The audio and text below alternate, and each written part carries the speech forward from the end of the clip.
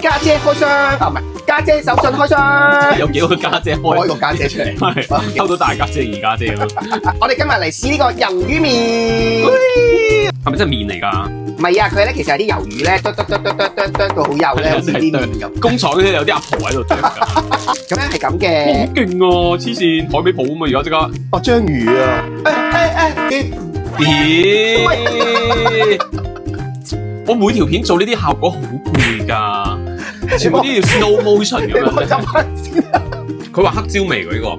我開頭食嘅口感咧，就好似啲乾瑤柱咧，未煮嗰啲乾瑤柱啊，搣開絲出嚟咧，即係味啦，得啦。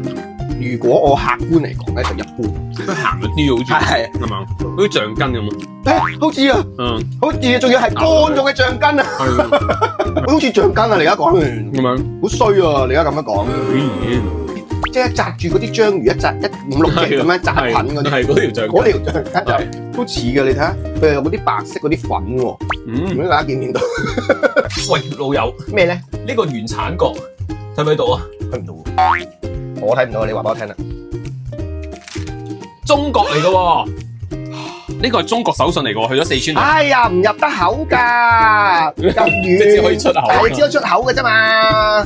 有冇搞錯啊？你咁去咗四川玩啊！大家明啦。